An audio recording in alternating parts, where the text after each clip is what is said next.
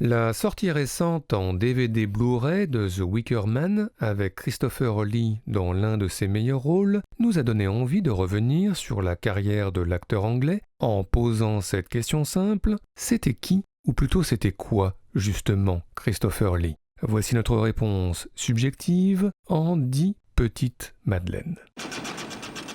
Christopher Lee, c'était tout d'abord de premiers pas cinématographiques plutôt timides au début des années 50, avec des apparitions chez Raoul Walsh ou chez Robert Siodmak, avant l'année 1957 et la révélation Frankenstein s'est échappé, produit par la Hammer Film et réalisé par Terence Fisher, avec dans le rôle du docteur Frankenstein Peter Cushing et dans le rôle de la créature Christopher Lee, pour une première apparition qui va traumatiser toute une génération. Et ce ne sont pas James Mason, Sue Lyon et Shelley Winters dans le Lolita de Stanley Kubrick quelques années plus tard qui nous contrediront.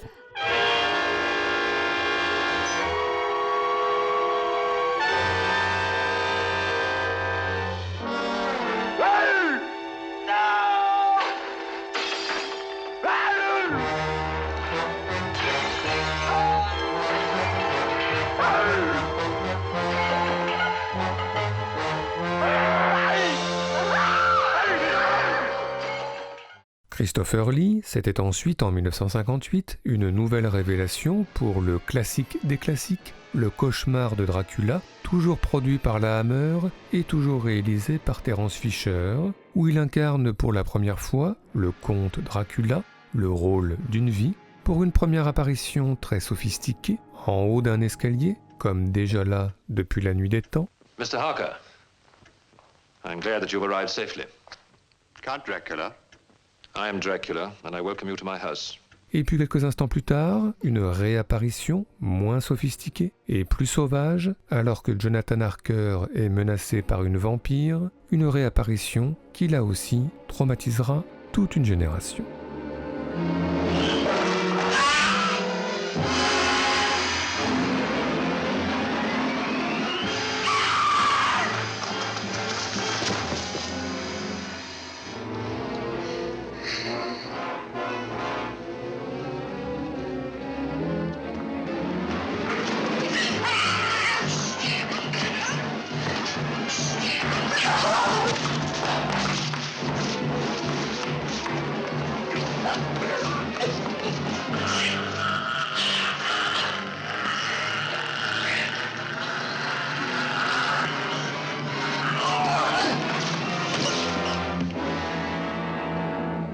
Christopher Lee, c'était ensuite au carrefour des années 60, toujours pour la Hammer et toujours devant la caméra de Terence Fisher, une adaptation de Conan Doyle où il est Henry Baskerville, et 3 ans plus tard une nouvelle adaptation de Conan Doyle où il incarne cette fois Sherlock Holmes, et puis à la même période, l'un de nos films Hammer préférés, La Malédiction des Pharaons, toujours signé Terence Fisher, où il est un pharaon confronté au deuil de sa bien-aimée, O thou Lord of Souls.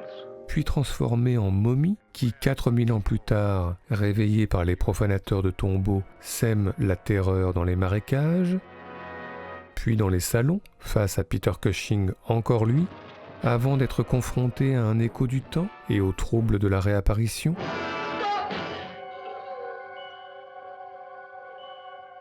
Provoquant alors craquellement, fissures et failles dans la carapace.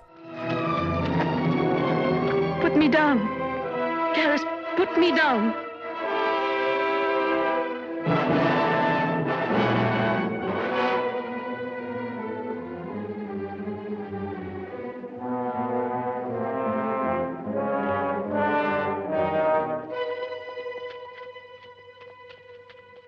Christopher Lee, c'était ensuite, toujours dans la première partie des années 60, de nouvelles productions Hammer et un détour vers la France pour un célèbre film d'Edmond Grayville, mais aussi un détour vers l'Italie pour 2 films signés Mario Bava, Hercule contre les vampires et surtout Le Corps et le Fouet en 1963, où il incarne le baron Kurt Menleaf, lequel entretient une relation particulièrement sadique avec sa belle-sœur.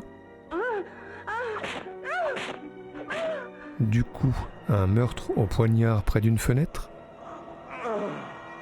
Et puis, quelques instants plus tard, une réapparition en fantôme, à la fenêtre toujours, typique du cinéma de Mario Bava, tout en ambiance bleutée, en travelling soyeux et en cris étouffés.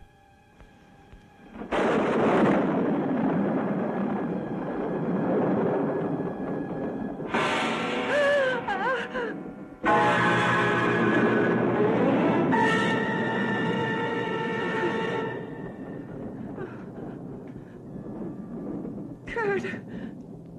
Living. Kurt!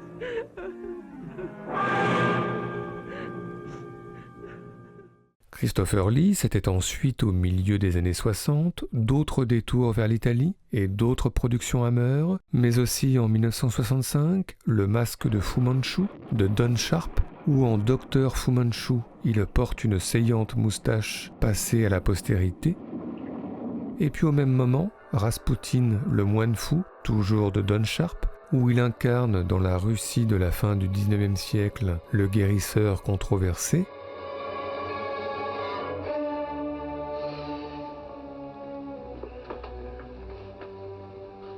The fever has left her. I've taken it into my own hands. Feel. Spun? Et enfin, toujours à la même période, de nombreux films Hammer où Christopher Lee reprend son rôle éternel du comte Dracula, et plus particulièrement dans Dracula et les femmes de Freddie Francis, où la dimension érotique, sexuelle du vampire ne sera sans doute jamais aussi explicite.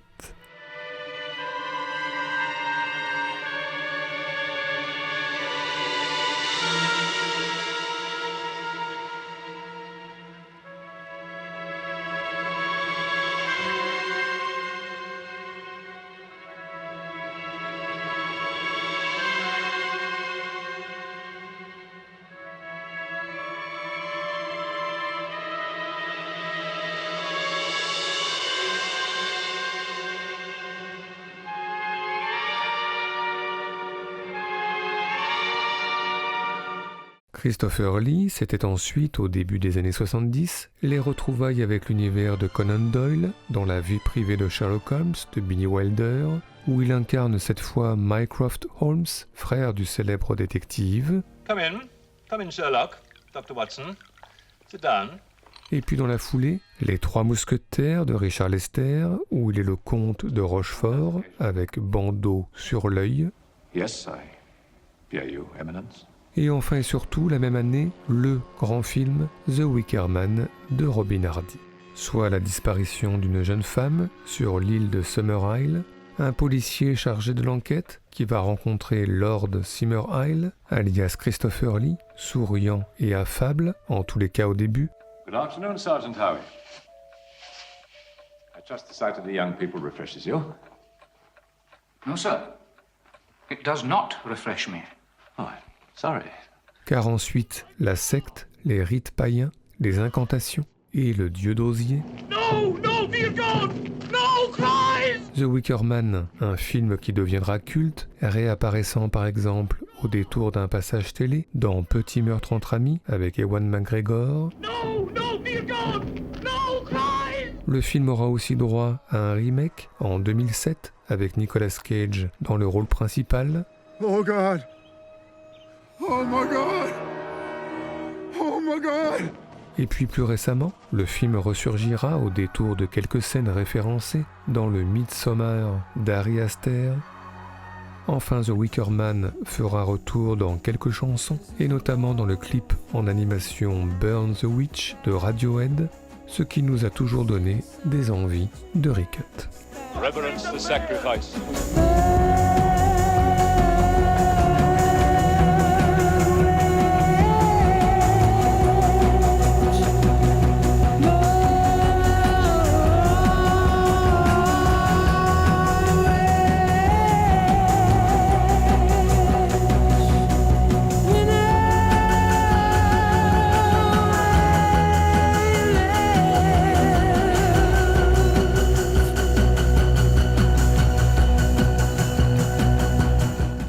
Christopher Lee, c'était ensuite, dans la continuité des années 70, une apparition très chic sur la pochette de l'album Ben on the Run des Wings, ici, aux côtés notamment de Linda et Paul McCartney, mais aussi de James Coburn, et puis à l'écran, une suite aux Trois Mousquetaires et un nouveau détour en France pour sa dernière incarnation du comte Dracula dans Dracula Père et Fils, où le célèbre vampire a un fils en la personne de Bernard Ménez.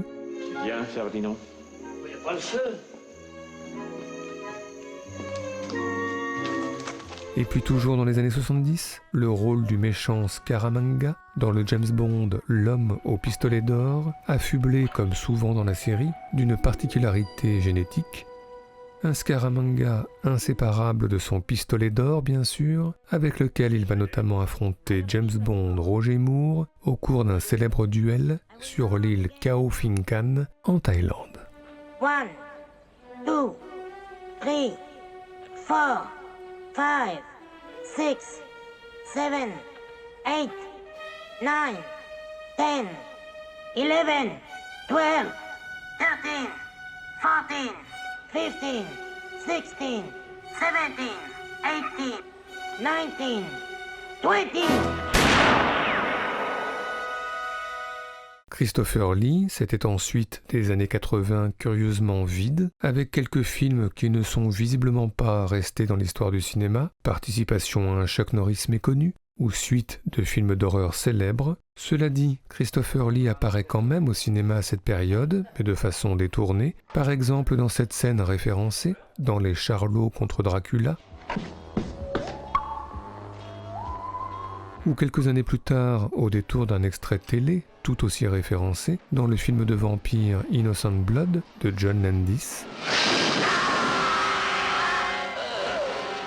Enfin, Christopher Lee fait un retour remarqué en 1990 dans le deuxième Gremlins de Joe Dante, où il est le docteur cathéter espérant travailler sur des maladies rares et mortelles, mais en vain. Oh, splendid. This must be my malaria.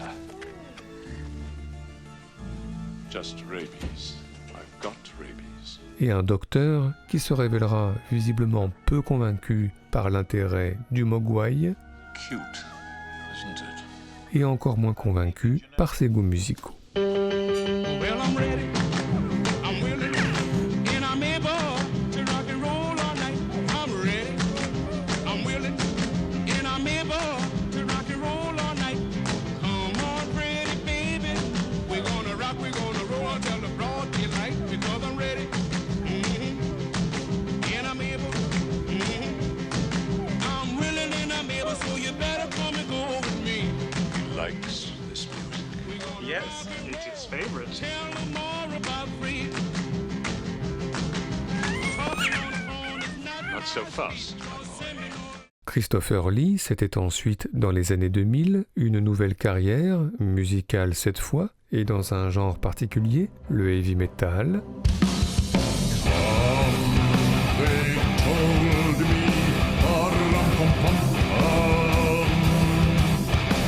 Et puis à l'écran, deux nouvelles franchises, et pas des moindres. Tout d'abord Le Seigneur des Anneaux, de Peter Jackson, où il est le magicien Saruman, opposé à Gandalf. For that is why you have come, is it not? My old friend. Saruman. Et puis dans la deuxième trilogie Star Wars, de George Lucas, où il est le comte Dooku, plutôt à l'aise sur son scooter de l'espace, et surtout très à l'aise au sabre laser contre Obi-Wan Kenobi.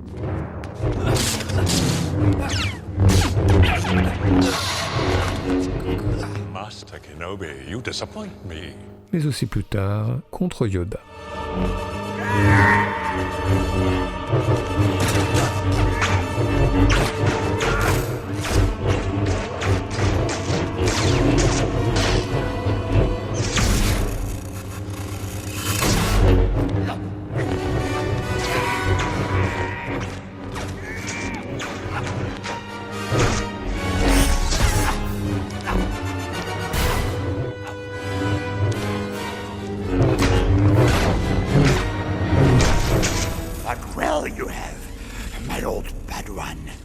Christopher Lee, c'était ensuite une participation toujours en Saruman à la trilogie du Hobbit, mais aussi une participation au Dernier des Templiers, aux côtés de Nicolas Cage, et puis surtout de nombreuses apparitions dans les films de Tim Burton, par exemple en dentiste sadique dans Charlie et sa chocolaterie,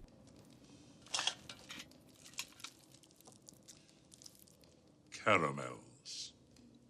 They'd get stuck in your braces, wouldn't they?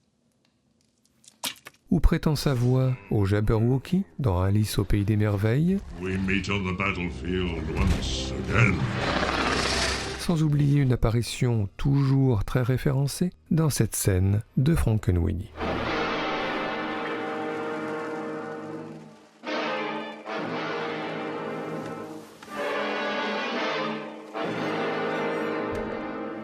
Voilà, Christopher Lee, c'était tout cela, ce qui est beaucoup, et encore faut-il ajouter son anoblissement par le prince Charles, mais oui, en 2009, mais enfin, et nous en terminerons par cela, l'anoblissement ultime, le seul, le vrai, celui de Martin Scorsese dans Hugo Cabret en 2011, pour l'une de ses toutes dernières apparitions à l'écran, avant sa mort en 2015. L'acteur anglais y incarne un libraire parisien qui guide Hugo Cabret et Isabelle dans le labyrinthe de sa collection de livres avant de les envoyer de sa voix caverneuse à la bibliothèque du film pour leur faire découvrir une histoire du cinéma encore peu connue. You'll find all you need to know about movies there. Et c'est finalement comme cela que nous voyons, nous aussi, Christopher Lee, un guide qui nous a ouvert des portes secrètes, nous initiant à une histoire du cinéma parallèle, peuplée de vampires, de fantômes et de momies, autant de créatures de la nuit au charme vénéneux, qui ont, elles aussi, constitué notre cinéma de minuit.